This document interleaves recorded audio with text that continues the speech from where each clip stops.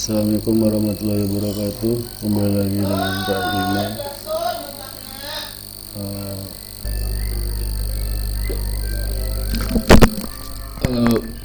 Pada bab ini akan membahas tentang purchasing power parity dan implikasinya terhadap exchange rate, international Fisher theory dan implikasinya terhadap exchange rate.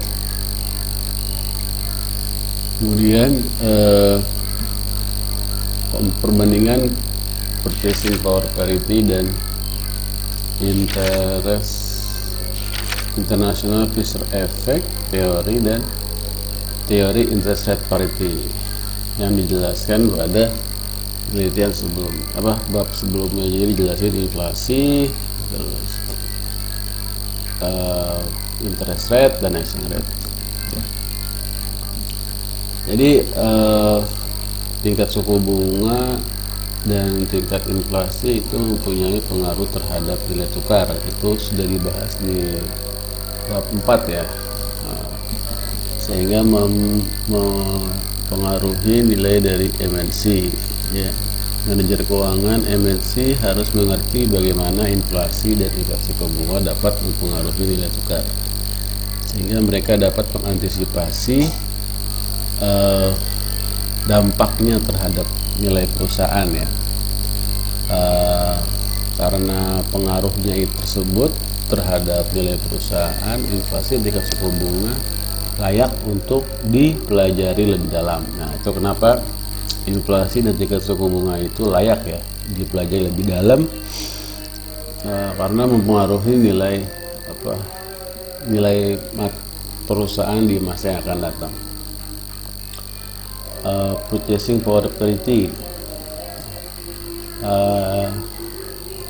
pada bab 4 pasti kita kalian pernah baca tentang expected ya. Jadi yang mempengaruhi nilai tukar itu ada 4, inflasi, tingkat suku bunga, expected value, sama real income. Jadi expected ini sudah pernah dibahas ya. Jadi pengambilan posisi, harapan untuk beli atau jual. Nah, jadi dari diskusi tersebut, ketika inflasi tinggi, ini untuk inflasi ya. Ketika inflasi tinggi, maka permintaan pada mata uang tersebut menurun ya. Jadi kalau misalnya permintaan pada mata uang menurun dan ekspor juga menurun karena harganya lebih mahal ya. Contoh misalnya Indonesia sama Jepang, kalau Indonesia lebih tinggi inflasinya atau naik, maka permintaan terhadap rupiah menurun ya. Suplai akhirnya naik karena permintaan menurun, akhirnya mata uang turun, rupiah depresiasi dan ekspor juga turun. Tambahannya konsumen dan perusahaan pada negara cenderung meningkatkan importir mereka, impor ya. Karena inflasi naik, berarti harga barang lebih murah. Keduanya memberikan kekuatan penurunan terhadap mata uang yang mengalami inflasi ya. Jadi konsumen dan perusahaan membuat mata uang di negara yang memiliki inflasi yang tinggi mengalami depresiasi, downward pressure.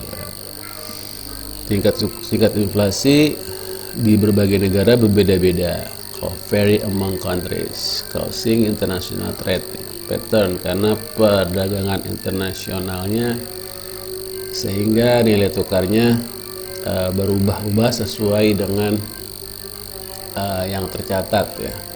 Jadi salah satu teori yang populer dan masih kontroversi adalah purchasing power parity, yang mencoba untuk mengkuantifikasi inflation exchange rate relationship. Dia ada teori tentang menghubungkan inflasi dengan nilai tukar ya. Itu namanya purchasing power parity ya. Itu ya. Jadi kalau nanya apa tuh purchasing power parity, yaitu hubungan antara inflasi dengan nilai tukar, perubahan nilai tukar. Kalau interest rate parity, nah itu hubungan antara tingkat suku bunga satu negara dengan tingkat suku bunga negara lain. Jadi pada tingkat suku bunga dua negara di mana terjadi atau hilangnya covered interest arbitrase, itu interest rate parity ya. Nah, jadi pure karena tingkat suku bunga. Nah, interpretationnya terdapat dua bentuk populer dari teori P3 ya, Purchasing Power Parity, yang masing-masing memiliki implikasi berbeda. Contoh absolute form PPP. Absolute form PPP berdasarkan notion pemberitahuan informasi. Di notion ini sama informasi lebih bagusan notion ya secara akademis. That without international barriers, tanpa hambatan internasional ya. Jadi ini purchasing power parity-nya tidak ada hambatan internasional dari government. Contohnya ya, konsumen memindahkan permintaan mereka untuk harga yang lebih murah ya, dimana harga pada keranjang yang sama, pada produk yang sama di dua negara berbeda memiliki nilai mata uang yang sama. Jika terikat ada kesenjangan pada harga yang saat mengukur dengan mata uang sekarang, permintaan akan berpindah sehingga harganya akan converge. Converge itu sih cembung ya. Cembung artinya kita coba ini ya. Lebih enak kita coba dulu converge di sini agar lebih jelas.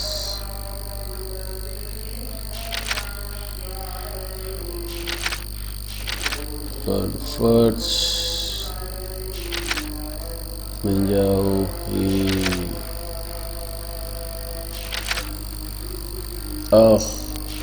equilibrium ya.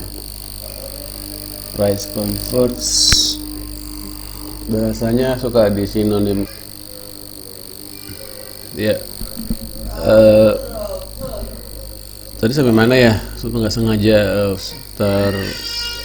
ini ya, tertutup.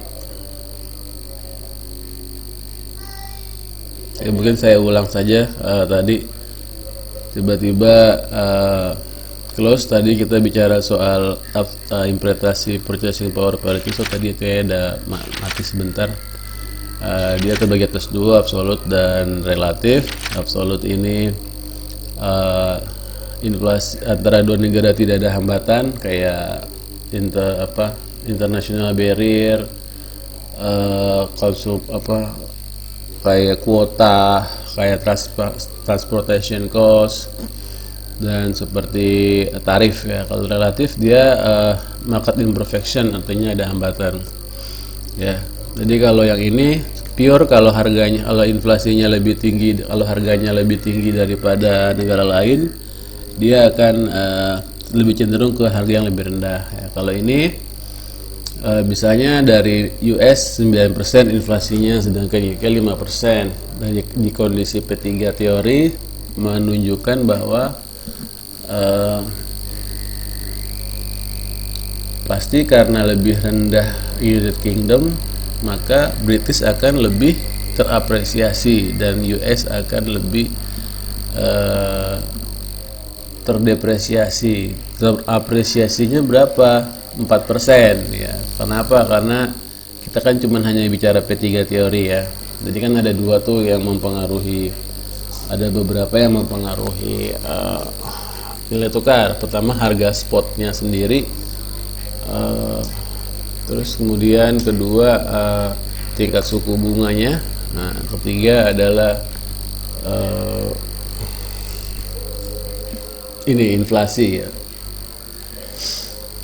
Jadi kalau misalnya kita anggap ini kita hanya inflasi yang mempengaruhi, berarti ketika ada selisih 4%, maka dia akan terapresiasi 4% untuk UK sesuai dengan differential inflation rate. Ya, given British inflation of 5% and the pound appreciation 4%, US consumer will be paying about 9% more for the British goods than they paid in initial equilibrium state. This is equal to 9% increase in price US goods from the US inflation. The Senate should adjust to offset the differential in the inflation rate of the two countries, so that the price of goods to countries are should appear similar to consumer. Ya, jadi kalau misalnya kita cuma melihat inflasi saja, sebenarnya di mata konsumen dengan kenaikan nilai tukar UK terhadap dolar itu akan terlihat sama ya, sama dengan harga dalam negeri, sehingga ya kemungkinan tidak tertarik untuk mengimpor. Oke. Rasional behind relative P3 teori. Logikanya di belakang relatif P3 teori adalah nilai tukar disesuaikan berdasarkan kebutuhan untuk relative purchasing power, untuk kesamaan to be the same ya. Apakah membeli produk secara lokal atau impor ya.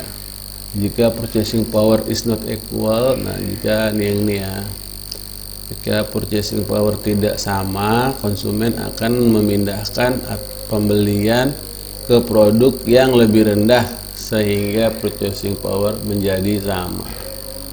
Ya, purchasing power. Coba kita lihat contoh ya. Pertimbangan previous example bahwa assume that the pound sterling terapresiasi 1% merespon dari inflasi diferensial. Kasus ini peningkatan harga UK, barang UK terhadap US. Consumer akan memikirkan will be approximately 6%. Mendapatkan 6%, 5% dari inflasi dan 1% dari apresiasi ya. Which is less than 9% dari US good to US consumer. Kemudian kami berharap US consumer untuk melanjutkan perpindahan konsumsi mereka untuk membeli barang Inggris ya. To shift their consumption to British goods. Purchasing power practice suggests that the increasing US consumption of British goods, the US consumer would persist until the pound appreciate about 4%.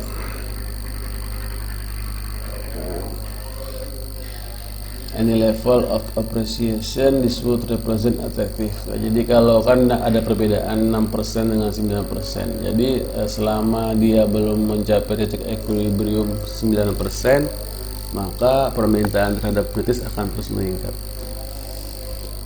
Dari British consumer point of view, harga dari barang US memiliki peningkatan 4%, lebih besar daripada barang Inggris ya. British consumer akan melanjutkan untuk mengurangi impor karena lebih mahal barang Amerika ya daripada barang Inggris ya. To make US goods no more expensive than British goods ya, jadi US goodsnya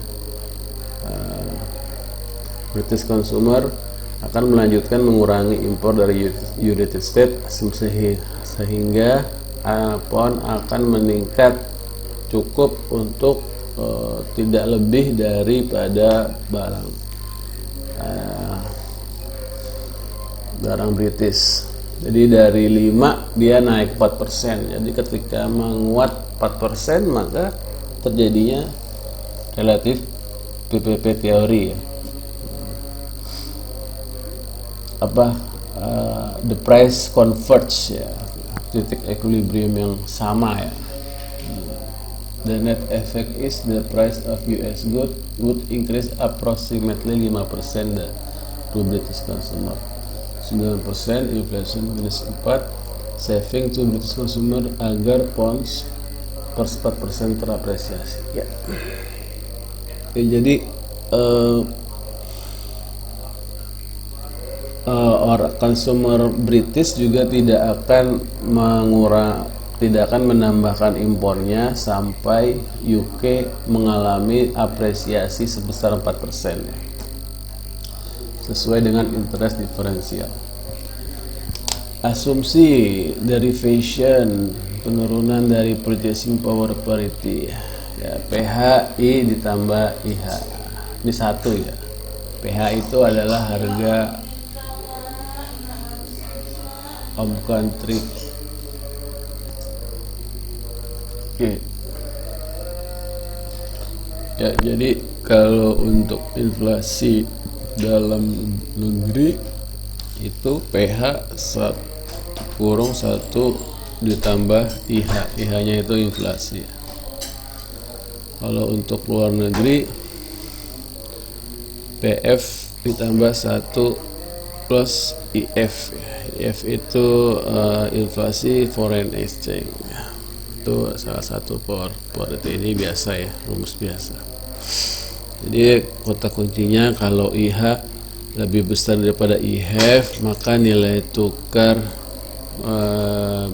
antara mata uang dua negara tidak berubah, dan jika tidak berubah nilai mata uang dua negara, maka kemampuan membeli konsumen lebih besar pada nilai barang luar negeri daripada dalam negeri ya. Jadi kalau inflasinya lebih tinggi dalam negeri, maka kemampuan membeli konsumen itu lebih tinggi terhadap barang luar negeri. Itu juga sebaliknya, jika misalnya inflasi home lebih kecil daripada inflasi foreign, maka orang lebih mampu untuk membeli dalam negeri. Nah, pada kasus ini PPP tidak terjadi ya. Kenapa? Karena tidak ada perubahan nilai tukar. Jadi PPP itu terjadi ketika adanya apresiasi atau depresiasi dari nilai tukar. Ya, PPP teori menyarankan bahwa nilai tukar akan tidak berubah, will not remain constant, tidak akan tetap ya, tetapi akan menyesuaikan sesuai dengan paritas di dalam purchasing power. Paritas itu apa ya kalau bahasa Inggris yang lain? Coba cari sinonim. Parity. Kondisi ya, kondisi regarding status seimbang. Maksudnya equilibrium yang baru ya. Jadi samanya equilibrium itu ketika terjadinya supply and demand yang sama. Jadi perubahan nilai exchange, perubahan nilai exchange terjadi karena supply demand terhadap nilai tukar tersebut. Jadi jika inflasi terjadi dan nilai tukar pada mata uang berubah, maka nilai harga indeks harga asing dari pandangan konsumen domestik menjadi PF 1 plus IF 1 plus EF. EF adalah nilai tukar ya. Di mana EF mempersembahkan perubahan dalam persen dari nilai mata uang asing. Menurut PPP teori, percentage change perubahan tersebut seharusnya berubah memelihara equilibrium, paritas dan equilibrium pada indeks harga yang baru untuk dua negara. Kita dapat menyelesaikan bahwa EF merupakan kondisi di bawah P3 dengan mengatur formula untuk indeks harga baru dari negara asing sama dengan formula dari indeks harga baru dari negara asal domestik. Jadi dibuat seperti ini saja ya, terus tinggal dipindahkan ke sini ke bawah ya, yang ini PIF nya ke bawah jadi penyebut ya, terus kemudian ini dipindahkan ke samping jadi minus ya, kan ini plus jadi minus, jadi PH 1 plus 1H PF karena ini sama disubstitusikan sama maka ini menjadi hilang ya. Akhirnya jadilah inilah yang terakhir ya.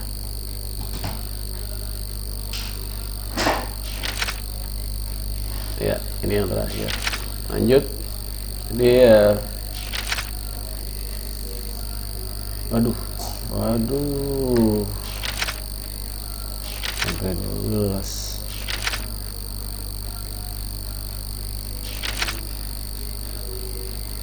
Kalau kita untuk sebelum materi berikutnya ya tentang manajemen risiko. Di sini kita hanya membahas tentang behavioral of finance, behavioral of ini yang penting derivation of. Nah, kalian bisa berdasarkan rumus di atas, kalian bisa sesuaikan.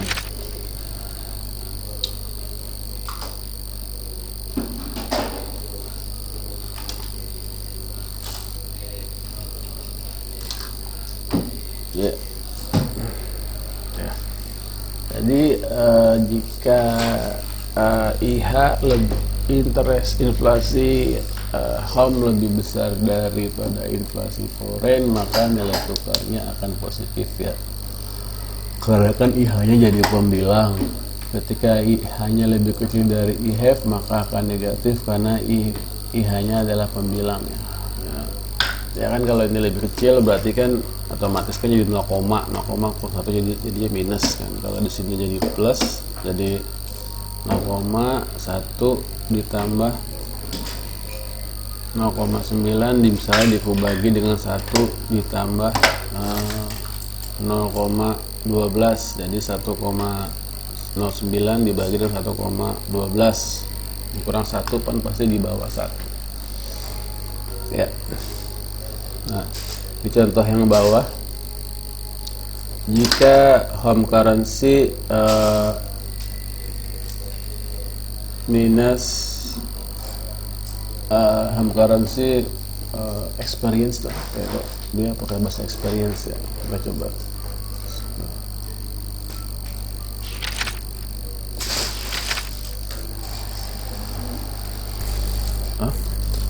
Experience itu bahasa verbnya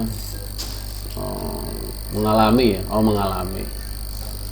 Mengalami 5%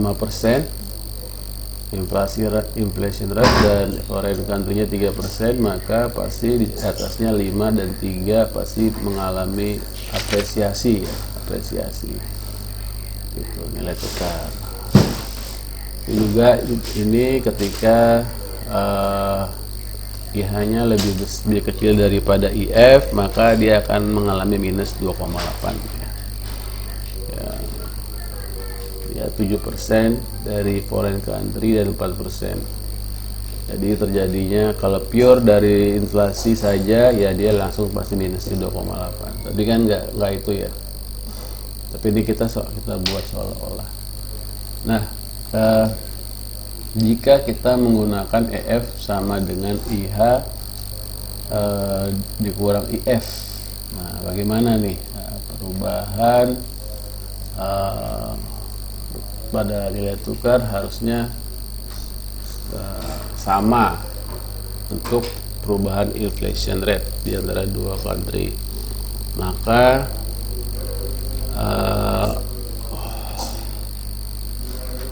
TPPP-nya akan seperti di bawah ini ya. pada garis di bawah ini, pada PPP line. Jika IH dan IF sama, maka apa yang terjadi?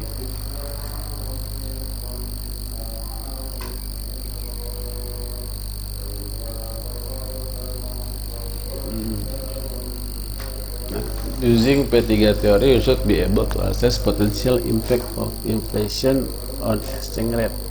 Pada 8.2 grafik representation P3 theory, poin pada exhibit penjabaran menyarankan bahwa inflasi diferensial between home dan foreign country pada X%, the foreign currency should adjust by X% due to that inflation differential. Ya. Oke, lanjut ya. Jadi ada 3 skenario dari kenaikan penurunan inflasi. Contoh, kenaikan inflasi pada domestik akan mengurangi ekspor, meningkatkan impor, dan local currency akan terdepresiasi dengan degree yang sama atas perbedaan inflasi ya. Gimana kalau inflasi yang rendah? Impor akan turun, ekspor akan meningkat, local currency akan terapresiasi sama dengan inflasi diferensial. Jadi kalau misalnya mau tinggikan ekspor, ya berarti Indonesia juga harus menurunkan inflasinya. Pasti insya Allah ekspor meningkat. Bagaimana dengan lokal dan foreign inflasi sama? Maka tidak ada impact dari inflasi dan ekspor. Volume local currency juga tidak dipengaruhi oleh inflasi ya. Jadi ketika inflasinya sama, maka pergerakan mata uang tidak dipengaruhi oleh inflasi. Nah, gitu ya, semudah itu ya. Nah, kita coba baca tentang PP line. PP line adalah garis PP. PP line itu berhubungan antara beberapa nilai yang dikenal dengan purchasing power parity line. Poin A 82 mempersembahkan contoh awal dari US sebagai home country dan British sebagai foreign, bahwa dia asumsikan 9,5%, sehingga interest inflation diferensialnya sebesar 4%. Recall, mengingat kembali antisipasi apresiasi dari British sebesar 4% yang diilustrasikan pada poin A ya. Pada poin A ya. Ya, ini poin A. Jadi inflasi naik 4%, IHF inflation differential itu 4%, seiring dengan penguatan dari UK sebesar 4% juga. Jadi segaris. Point B reflects situation with inflation rate of United Kingdom exceed inflation rate in United States by 5%. IHIF misalnya minus 5%. IHIF point B, IHIF minus 5%. Okay.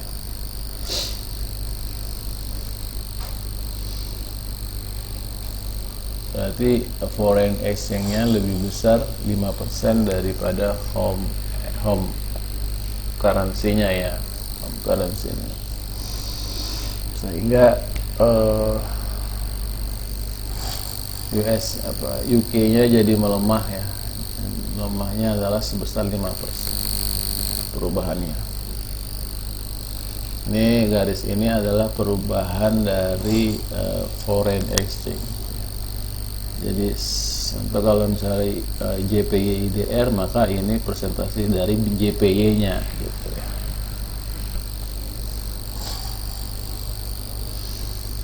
Nah, this leads to anticipated depreciation 5%. Jika nilai tukar tidak merespon dari inflasi diferensial seperti PP theory suggests, actual point should lie on close the PP line ya. Bagaimana ketika tidak jadinya purchasing power disparity, bukan parity tapi disparity, bahwa tidak terjadi di equilibrium ya. akan terlihat di 8.3. Jadi titiknya di luar, di atas atau di bawah. Ya, kalau titik di atas maka peningkatan pembelian dari barang asing, sedangkan kalau di bawah penurunan pembelian dari barang asing sehingga nanti akan mendekati PPLN. Di sini inflasinya sekitar 4%, sedangkan penguatannya sekitar 1%. Artinya terjadi 3%, ada masih mengejar 2% lagi. Jadi home currency lebih tinggi 2%, ya. 4% lebih tinggi daripada foreign, berarti menguat ya, menguat. Foreign home currency-nya lebih tinggi 4%, maka cenderung menguat inflasinya, foreign-nya, karena dia lebih tinggi, lebih rendah, kemudian menguat 1%. Nah, berarti selisihnya masih ada 3%, sehingga orang lebih senang membeli barang dari luar karena justru lebih murah, ya. Kalau di bawah terdepresiasi, orang lebih senang membeli barang dalam negeri, ya. Ketika foreign itu lebih tinggi inflasinya 3% daripada home currency, berarti kan lebih mahal kan dari luar negeri barangnya. Terus potretnya hanya melemah 2%, bukan 3%. Artinya masih lebih murah barang dalam negeri, ya, sebesar 1%. Ya, udah pasti mau beli, ya. Oke, lanjut.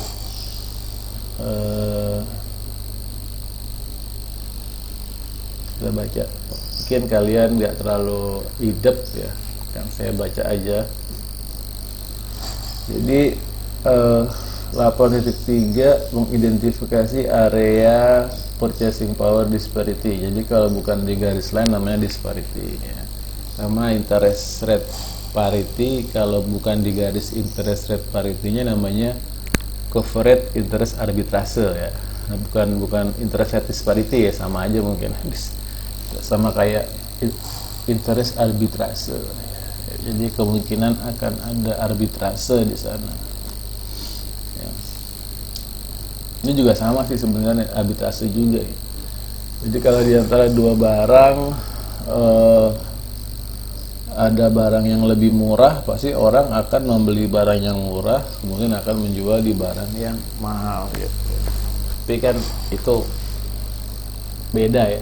Ini bukan arbitrase, ini disparity. Atau tidak mencapai titik equilibrium. Purchasing power disparity, poin pada PPLN represent purchasing power disparity, mengasumsikan bahwa situasi awal equilibrium, kemudian merubah inflasi rate pada dua negara.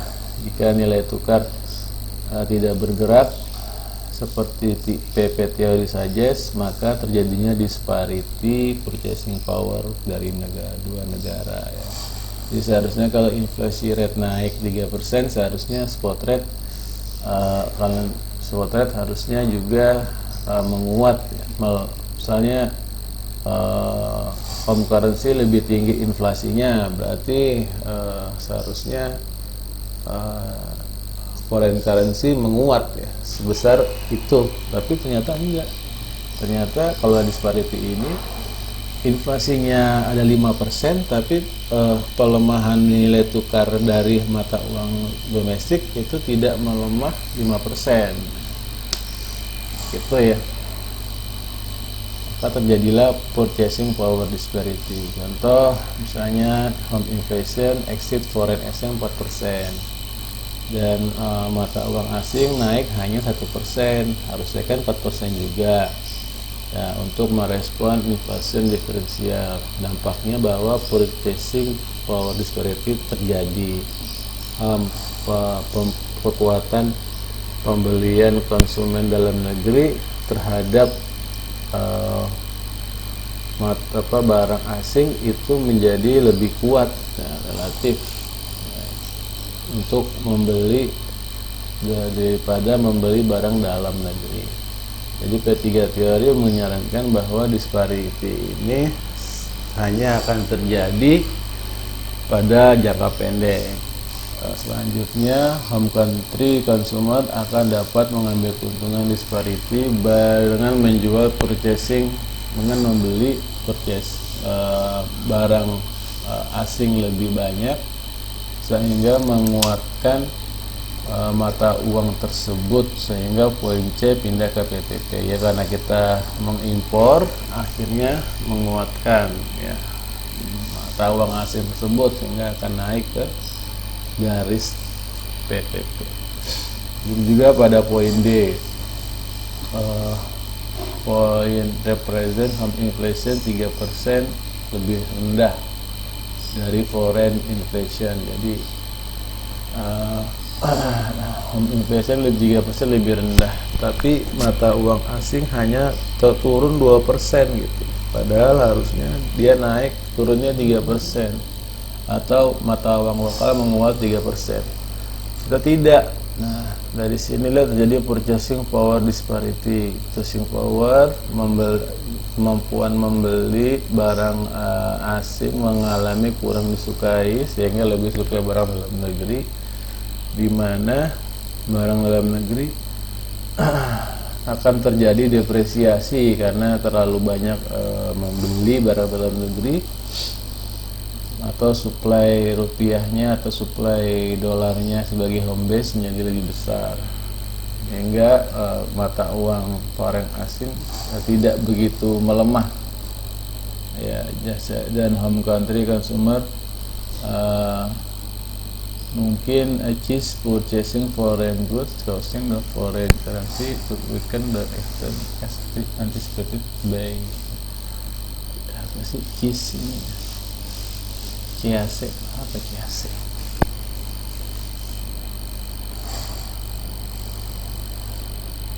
Oh, berhenti ya. Negara asal, konsumen negara asal mungkin memberhentikan membeli impor ya, menghentikan impor, sehingga mata uang asing menjadi lemah. Untuk mengantisipasi dari PPP teori, jika begitu maka poin D akan bergerak ke PP lain. Kalau poin the right or below, the PP lain represent more favorable purchasing power for home country goods than foreign goods ya. Jadi kalau terlalu banyak juga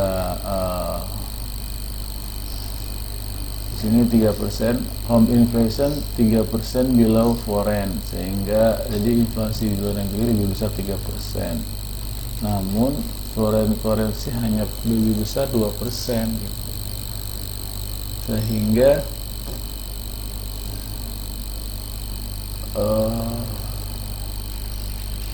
seharusnya kan menguat 3% mata uangnya, tapi belum, baru menguat 2%, sehingga masih ada 1% ya, yang bisa dikejar untuk dengan cara membeli barang dalam negeri. Oke. Testing purchasing power policy.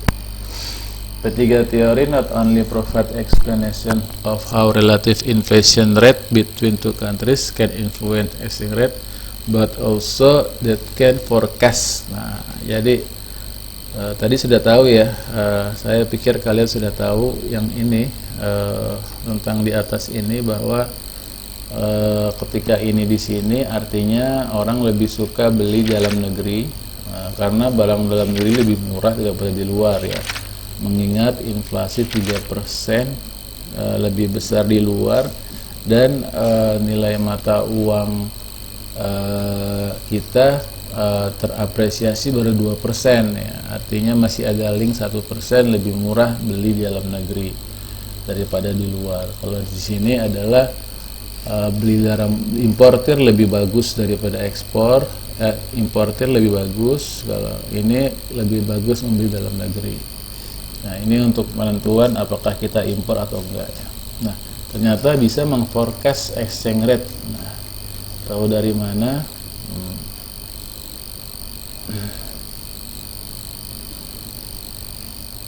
Ya, kita pakai tes PPP ya.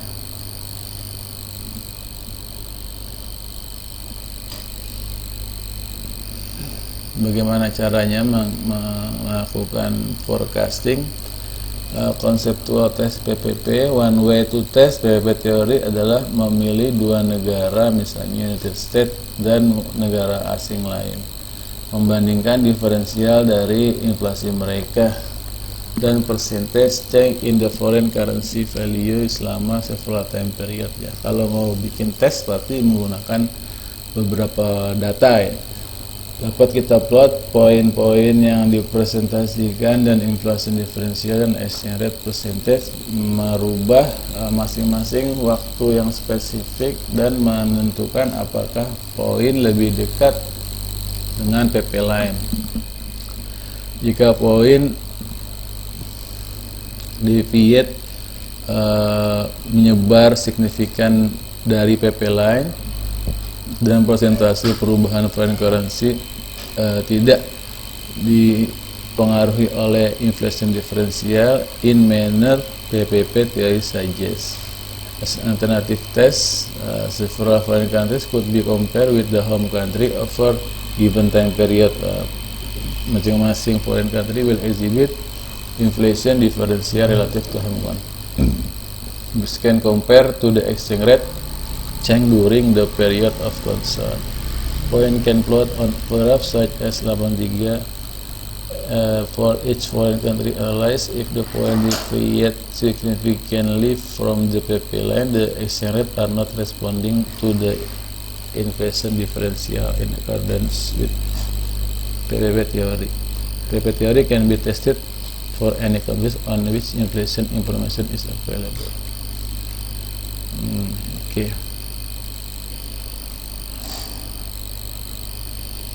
Ya, ini pakai regresi saja ya. Jadi misalnya inflation minus Canadian inflation, terus kita coba kita home country-nya apa ya, terus kita coba lihat foreign currency-nya apa. Kita regres gitu ya. Ini regresi berganda regresi biasa ya.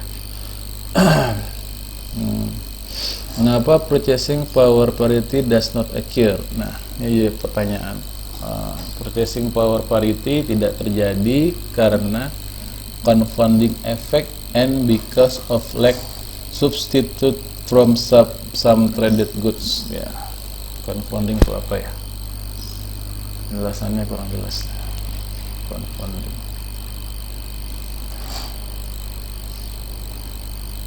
Oh, membingungkan. Efeknya membingungkan. Reason ini akan dijelaskan. Nah, ini limitation. Kalau ini gimana ya? Result test. Nah, ini gimana cara baca? Statistical PPP. Somewhat simplified statistical PPP can be developed by applying regression analysis. Regression analysis kan terhadap historical exchange rate. Appendix C, for more analysis, ya, to illustrate, let's focus to one particular exchange rate, the quarterly percentage change in the foreign currency value. Percentage quarterly ya. Quarterly itu Q1 sepertiga bulan. Nah, dapat diregresikan inflasi diferensial that exists at beginning each quarter.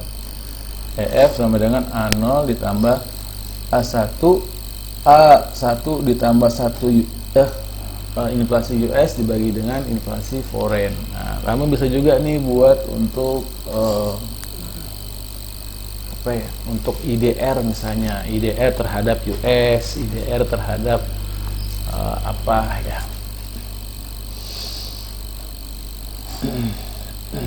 where is the Arnold constant, A1 adalah slope dan mu adalah error term. Regression analysis would be applied to quarterly data to determine regression coefficient. The hypothesis value Arnold A1 are Arnold and 1.0 respectively. This coefficient implied that for a given inflation differential there is equal offsetting. Offsetting itu mengatur ulang ya, kemarin apa ya, offset ya, offset mengimbangi ya. Menutup kerugian. Oke, offset menutup kerugian atau mengimbangi perubahan dari nilai tukar terhadap rata-rata. Appropriate tesnya regression adalah sebagai berikut. Tes for A0, T sama dengan A0 dikurang 0 dibagi SE standar error dari A0. Kalau T-nya A1 dikurang 1 dibagi standar errornya dari A1 ya. Nanti kalau kalian runningkan regresi nanti ada standar error tuh di sampingnya. Jadi kalau cari theta bullet tinggal dikurang 1 dibagi ya. Kemudian theta bullet yang digunakan untuk mencari critical t-value. If either t-test find the coefficient differ significant from what is expected, the relationship between the inflation differential dan exchange rate differ from the state by PP theory. It should be mentioned that the appropriate lag time between the inflation differential and the exchange rate subject is controversy. Oke. Ada kontroversi dari lag time atau prediktif ya. Jadi dia itu harus jika t-test menemukan ada koefisien berbeda, koefisien differ significantly from what is expected.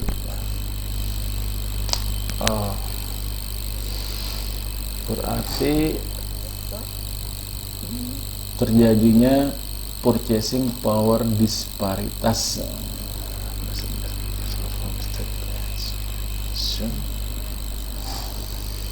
Result of test. Jadi kalau regresinya tidak signifikan berarti ya adanya disparity ya. Result of test P3 PTP must be sufficient conducted to test whether PTP exists to this by miskin adalah Dumas Abu Afjurian menemukan evidence bahwa significant deviation from P3 that persisted for lengthy period. Related study by Adler Lehman provide evidence long term IQ found that when exchange deviated far from the value that would be expected for the PTP, it moves toward that value. Although the relationship between inflation differential and exchange rate is not perfect when the long run, it's support by use inflation differential to forecast long run movement in the exchange rate. Oke. Jadi ya dikasih regresi aja ya. Bisa lah ya kalau kayak gini misalnya US inflation terhadap Swiss, US inflation terhadap Canadian, US inflation terhadap Japanese, US inflation terhadap British ya. Limitation PPP test dari limitation PPP teori adalah hasilnya akan berbeda dari waktu ke waktu. Ya, berdasarkan waktu yang dipilih akan menggambarkan equilibrium posisi sejak subsequent period are evaluated in comparison to ya. Sejak periode selanjutnya dievaluasi. Jika base period digunakan saat mata uang asing lebih lemah for reason dengan alasan lain dari inflasi yang tinggi, banyak periode selanjutnya dapat menunjukkan apresiasi lebih tinggi dari mata uang yang diprediksi dari PPP. Permasalahan kenapa purchasing power tidak terjadi. Nah ini confounding nih, tadi membingungkan. Jadi PPP teori presume that exchange rate movement are driven completely by the inflation differential between two countries. Tapi kan kita tahu kalau inflasi itu bukan satu-satunya yang mempengaruhi nilai tukar. Ya, ada interest rate, ada income value, income level, ada change in government control, ada change in expectation for future rate. Jadinya confounding, seperti itu, kebingungan, karena bukan cuma satu variabel yang mempengaruhi nilai tukar. Makanya keberadaan PP teori sangat sulit dimengerti. No substitute trade goods, ya. Jadi karena karena satu sama lain itu kan terjadinya perdagangan internasional karena antara negara satu dan negara lain itu tidak ada barang yang sama. Nah, jadi ya purchasing power parity atau inflasi mempengaruhi nilai tukar itu cukup sulit terjadi signifikan, ya.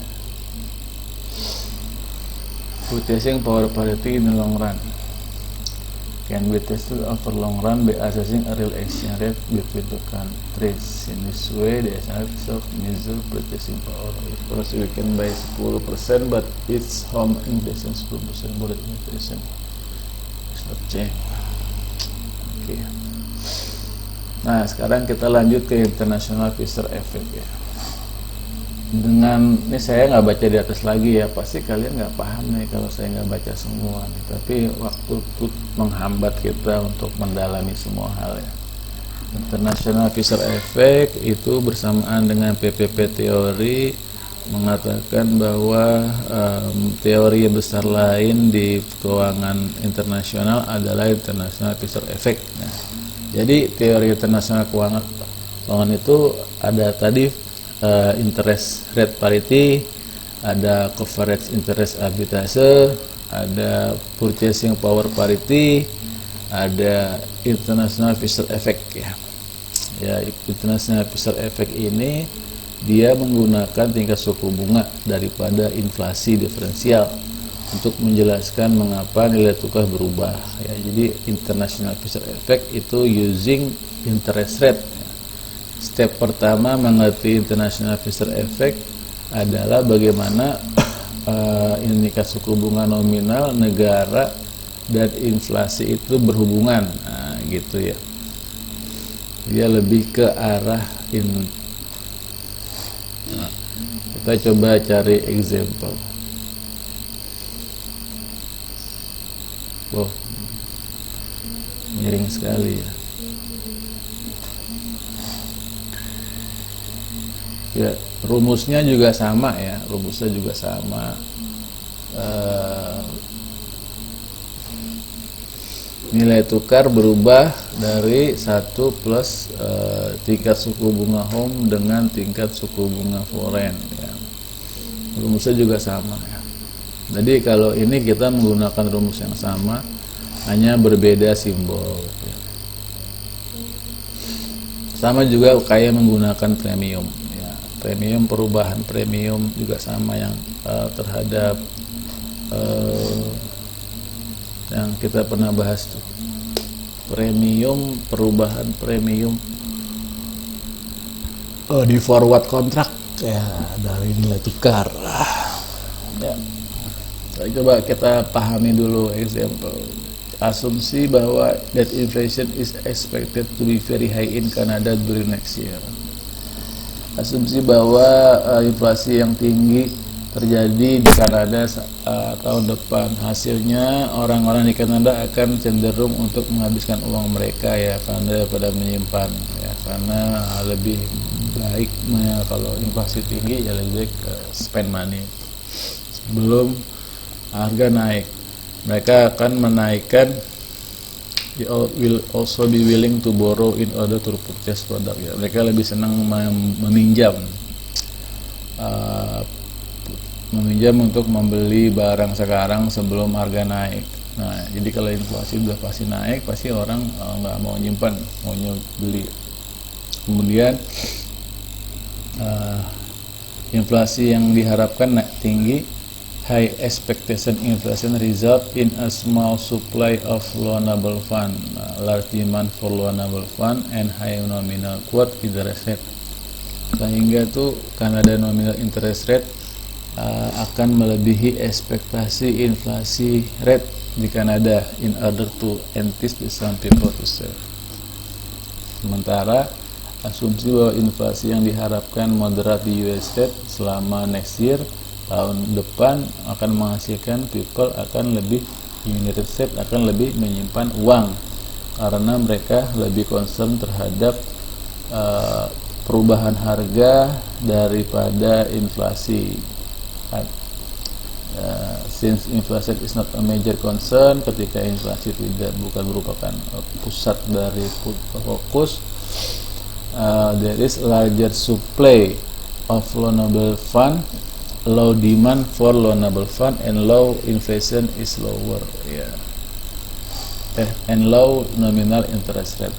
Jadi kalau inflasi pasti tinggi tahun depan, kemungkinan orang akan meminjam uang untuk membeli barang, sehingga karena kan lebih untung beli barang sebelum inflasi daripada sudah inflasi, sehingga tingkat suku bunga akan meningkat. Jadi inflasi naik, maka tingkat suku bunga akan naik.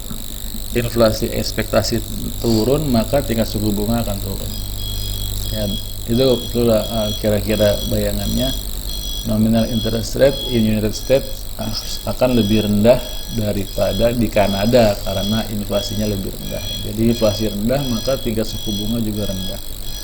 Contoh di atas menggambarkan bagaimana ekspektasi inflasi dapat merubah nominal interest rate. Fisher effect menekankan nominal interest rate menghasilkan dua komponen. Yang pertama expected inflation rate, kedua real rate of interest rate. This means that real rate of interest adalah nominal interest minus expected inflation rate. Nah, jadi ini Fisher effect. Real rate itu nominal dikurang expected. The real rate of interest is not directly observed.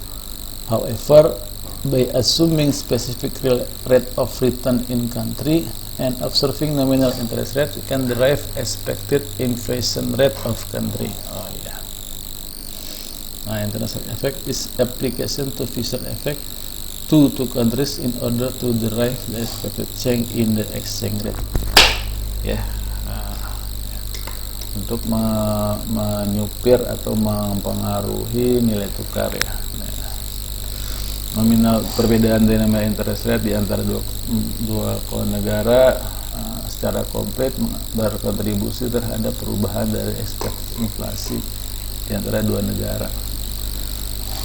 Sehingga Fisher effect is very useful because it only requires data on nominal risk-free interest rate of the two countries of concern to derive an expected movement in the exchange rate. Jadi tingkat suku bunga mempengaruhi inflasi, sedangkan inflasi mempengaruhi nilai tukar. Jadi nggak secara langsung It also offer very important implication for MNC whose business operation are affected by exchange rate movement. Jadi ini sangat berpengaruh terhadap nilai mata uang. Kita coba example. Mengasumsikan bahwa nilai tingkat suku bunga real 2% di Kanada dan 2% di United States. Nominal risk-free interest rate of each country is widely published in can be easily obtained. Asumsi bahwa 1 tahun risk-free rate 13% di Kanada versus 8% di United States. Jadi ada perbedaan 5% untuk risk-free rate. Sedangkan real interest rate-nya itu 2%. Sedangkan ininya adalah 13%. Jadi berapakah ekspektasi inflasi Kanada Ekspektasi inflasi Kanada berarti nominal dikurangi dengan real interest rate, yaitu 11%. Sedangkan ekspektasi United adalah sebesar 6%. Perbedaan dari ekspektasi inflasi dari dua negara 11 dikurang 6% adalah 5%. Jadi 5% berarti negara inflasi dari Kanada itu lebih besar 5% daripada inflasi US yang menyebabkan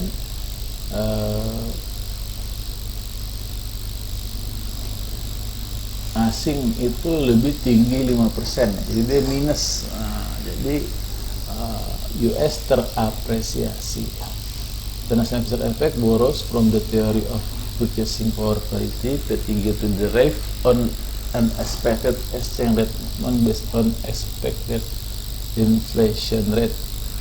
Jadi ketika kita mau expected nilai tukar, kita lihat juga ya expected dari tingkat suku bunganya sama expected inflasinya ya.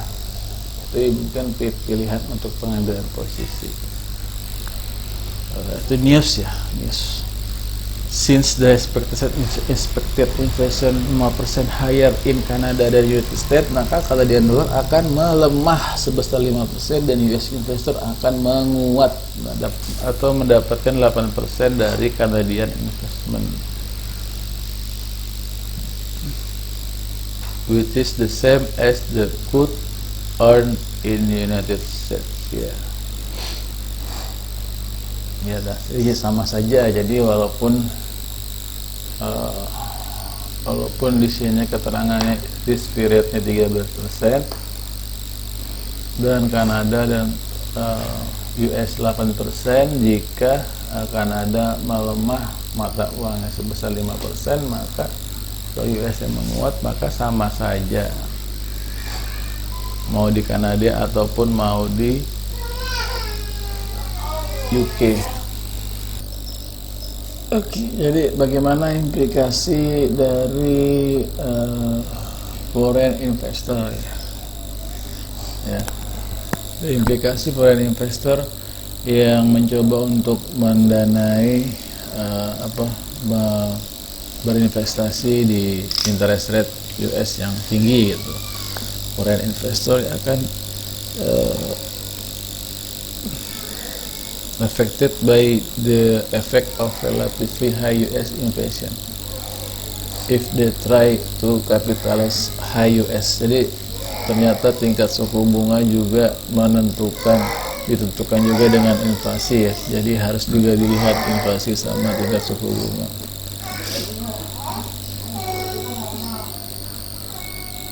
Nominal interest rate misalnya 8% di US dan 5% di Jepang. Kalau dari sini kita udah tahu ya bahwa Jepang akan lebih sedikit memberikan tingkat suku bunga, tapi apakah lebih bagus di Jepang atau lebih bagus di US? Expected real rate of return 2% di masing-masing country. Expected real return, jadi bagaimana expected inflasinya, maka tinggal dikurangkan saja. Interest rate-nya adalah 6% expected inflation-nya untuk US 6% kali dikurang 2 dan Jepang 3%. Dari teori bahwa Japanese yen is expected to appreciated by the expected inflation differential 3% ya. Jika exchange rate change has expected, Japanese investor yang mencoba untuk berinvestasi di US interest yang lebih tinggi tingkat suku bunganya akan mendapatkan imbal hasil yang sama yang mungkin dia dapat di negaranya sendiri. So, meskipun US interest rate is 3% higher, Japanese investor will repurchase their yen at the end of the investment period for 3% more than at the price they sold yen. Therefore, the return from investing in the United States is no better than what they would have earned domestically. Ya. Jadi gitu ya. Harus lihat juga ya investasinya.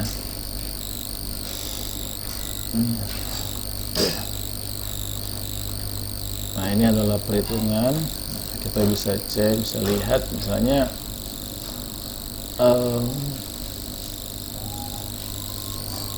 assume interest rate 1 year insure home bank deposit 11%, interest rate 1 year insure foreign bank 12%. Ini nominal ya.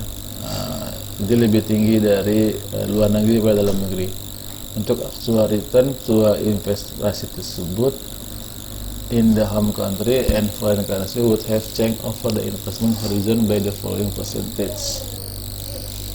Nah, ini tinggal 1 plus H, tinggal dibagi saja jadi minus the implication foreign currency denominating the foreign deposit would need to depreciate 0,89% to make actual return on the foreign deposit equal to 11% from the perspective investor in the home country. This would make the return on the foreign investment equal to return on domestic investment.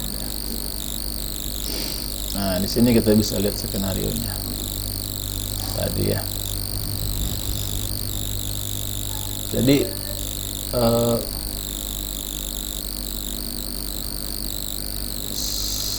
ini mirip dengan yang Fisher EPPP perhitungannya untuk melihat seberapa besar perubahan nilai tukar yang disebabkan tingkat suku bunga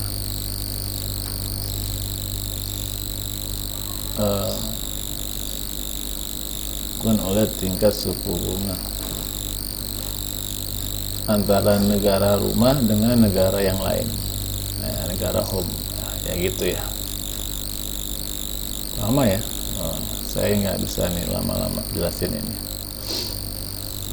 Terus ini sama ya, kalau misalnya ada di bawah artinya adalah tingkat bunga di luar negeri lebih besar daripada di dalam negeri, dan seharusnya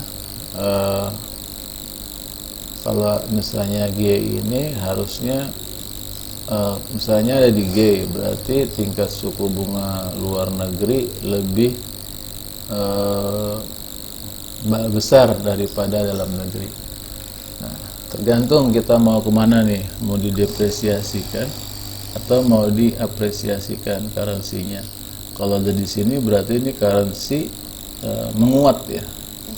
Ketika tingkat suku bunganya melemah emang dalam negeri dan menguat luar negeri, ternyata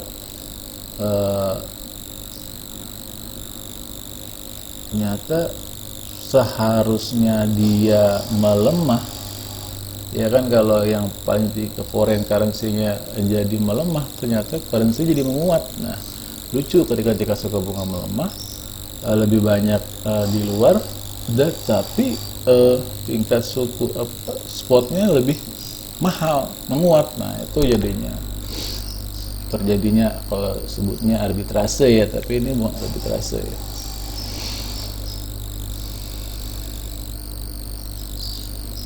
Nah, point below, ini penjelasan tentang point below the EV line.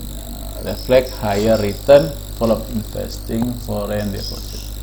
Jadi dari luar negeri tinggi sekali tingkat suku bunga, namun sebesar 3%. Namun ternyata harusnya foreign currency itu kan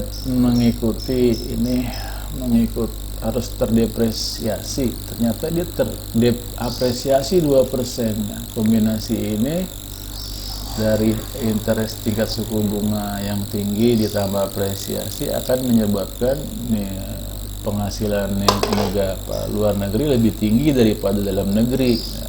Data ini compare and plot vast majority of well below the EV line.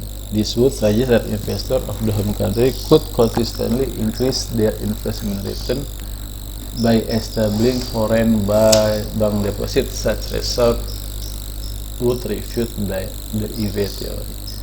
Ya, jadi kalau kita nanti kan pasti ini kalau bikin kayak gini kan pasti menggunakan regresi ya, sederhana ya. Nah, ketika ini jauh sekali, kamu harus juga tahu teorinya, kenapa bisa jauh gitu, dan bagaimana cara menjelaskannya gitu agar bisa maju ke titik keseimbangan gitu. Kalau di sini dijelaskan bahwa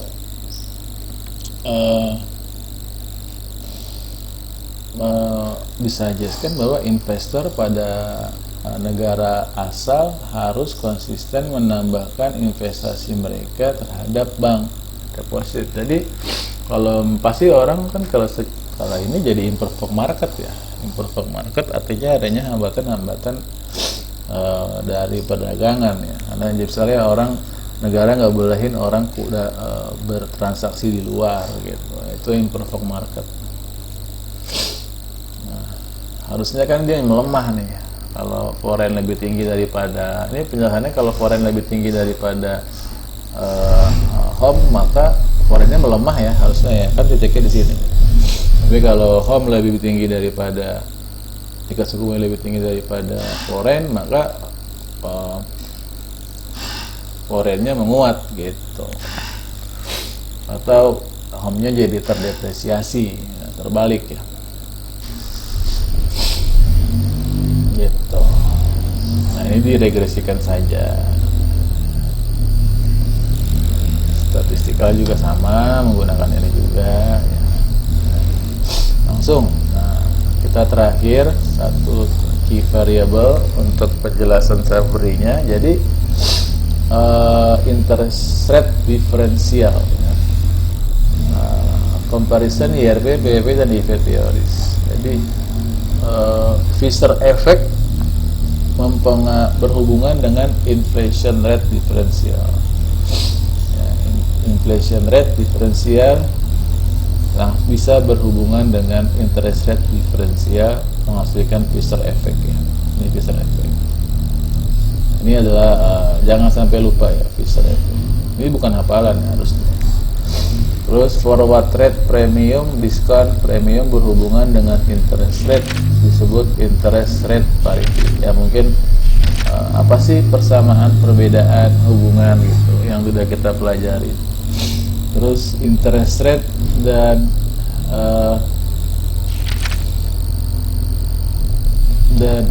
dengan exchange rate itu jatuhnya international parity effect. Nah, ini terusan Fisher effect ya. Inflation rate dengan differential dengan exchange rate namanya PPP. Jadi apa sih PPP? Hubungan antara inflation rate differential dengan exchange rate expectation. Apa sih IV? Hubungan antara interest rate differential dengan exchange rate expectation. Apa sih Fisher effect? Fisher effect adalah hubungan antara interest rate differential dengan inflation rate differential. Hubungannya bagaimana sih interest rate differential dengan inflation rate differential? Nominal dikurangi dengan real rate ya. Jadi expectation inflation rate. Apa sih IRP? Forward rate discount premium dibagi berhubungan dengan interest rate ya. Oke, sama saja sih rumusnya. Kita lihat teorinya. Teori interest rate parity, key variable forward rate premium atau discount.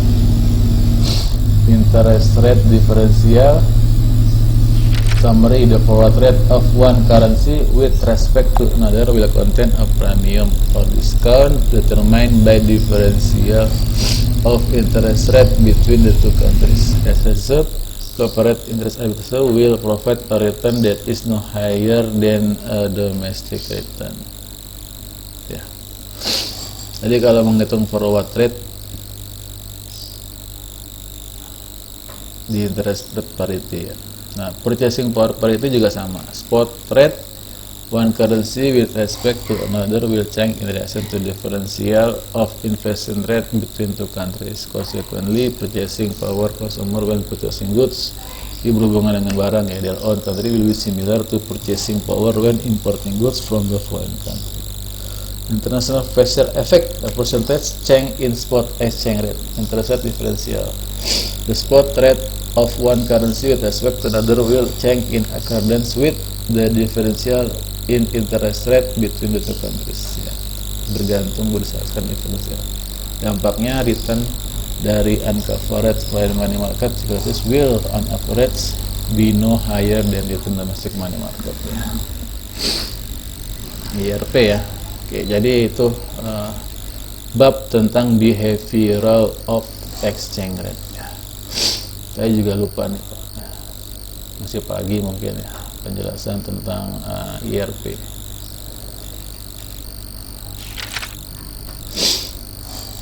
Nah ini ya IRP ya. IRP kan IHIF ya.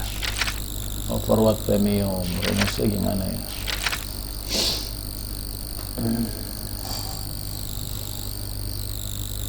Oh iya, ini dia. Pada terjadinya forward premium interest rate 6% US dollar, maka akan menyebabkan dolar melemah atau menguat.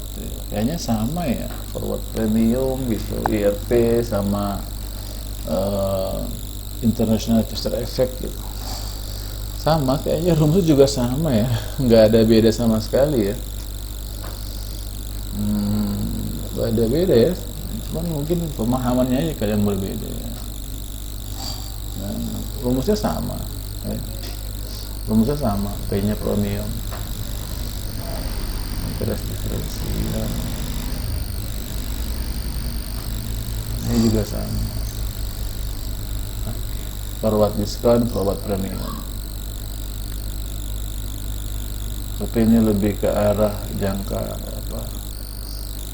dalam 6 bulan kemudian, jangka waktu ya. Oke, baik, terima kasih, sampai jumpa lagi di manajemen risiko part selanjutnya. Assalamualaikum warahmatullahi wabarakatuh.